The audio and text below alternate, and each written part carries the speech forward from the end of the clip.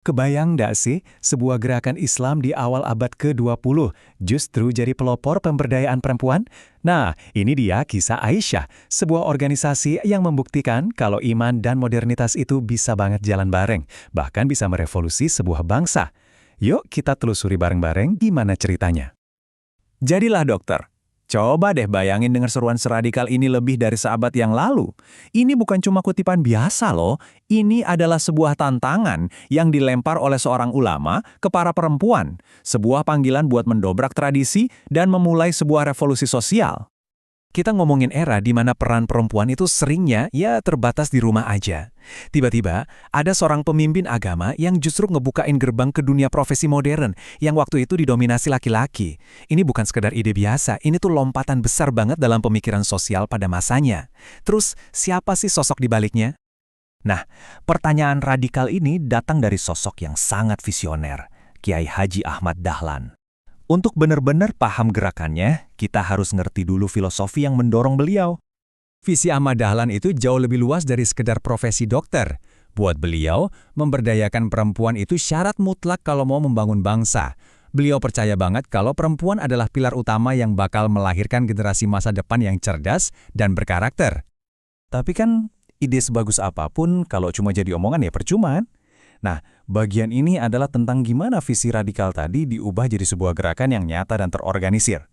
Inilah dia, kelahiran Aisyah. Dan yang menarik, gerakan ini mulainya bukan dari atas, tapi benar-benar dari akar rumput. Semuanya berawal dari kelompok pengajian yang sederhana banget, namanya Sopo Tresno, yang artinya siapa yang cinta. Nah, disinilah, di bawah bimbingan langsung, Kiai Ahmad Dahlan dan istrinya, para perempuan muda ini mulai menemukan suara dan potensi mereka. Dari kelompok belajar yang informal ini, pelan-pelan semuanya jadi lebih serius. Nama Aisyah pun diusulkan. Terinspirasi dari istri Nabi Muhammad yang dikenal cerdas dan berpengaruh, sebuah simbol harapan. Akhirnya, pada 19 Mei 1917, Aisyah resmi berdiri. Dan sebuah babak baru dalam sejarah pemberdayaan perempuan di Indonesia pun dimulai. Oke, setelah resmi berdiri, apa dong yang Aisyah lakuin? Gerakan mereka itu dibangun di atas 3 pilar pemberdayaan yang fundamental banget, yang dampaknya masih kita rasain sampai hari ini.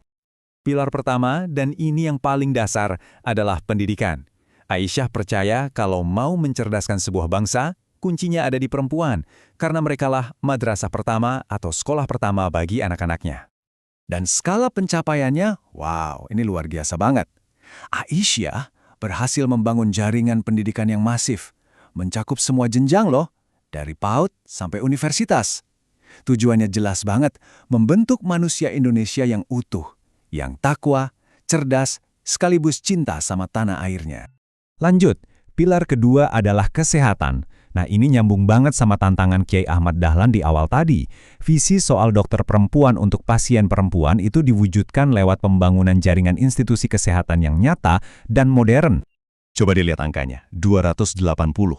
Ini bukan cuma angka ya, ini adalah 280 rumah sakit, klinik, dan rumah bersalin yang tersebar di seluruh pelosok negeri.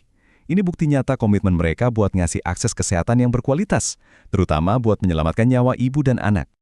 Pendidikan udah, kesehatan udah, tapi pemberdayaan itu kan nggak akan lengkap tanpa kemandirian ekonomi, ya kan? Nah, Aisyah paham banget soal ini, makanya pilar ketiga mereka fokus buat ngebekali perempuan dengan keterampilan dan sumber daya, supaya mereka bisa jadi motor penggerak kesejahteraan buat keluarga dan masyarakatnya. Dan lihat lagi deh skala dampaknya, 1426. Ini adalah jumlah koperasi, industri rumahan sama UMKM yang mereka bina. Ini bukan cuma soal bisnis, ini soal ribuan keluarga yang taraf hidupnya terangkat, digerakkan oleh para perempuan tangguh di tingkat akar rumput.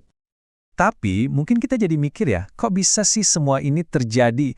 Apa rahasianya di balik filosofi yang memungkinkan sebuah gerakan berbasis Islam jadi seprogresif ini? Nah, kuncinya ada pada sebuah prinsip pembaruan. Kuncinya ada di 2 konsep ini. Di satu sisi ada yang namanya taklid, yaitu ikutin tradisi secara buta aja, yang seringkali bikin kita mandek. Tapi Muhammadiyah memilih jalan yang lain, yaitu tajdid, semangat pembaruan yang terus tumbuh dan membuka jalan untuk reformasi. Jadi, filosofi tajdid inilah yang jadi mesinnya.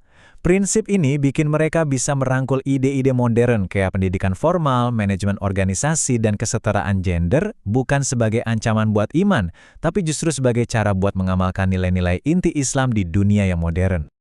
Oke, setelah lebih dari 1 abad, apa nih warisan jangka panjang dari semua ini? Yuk kita lihat gambaran besarnya. Gimana gerakan ini ikut ngebangun Indonesia?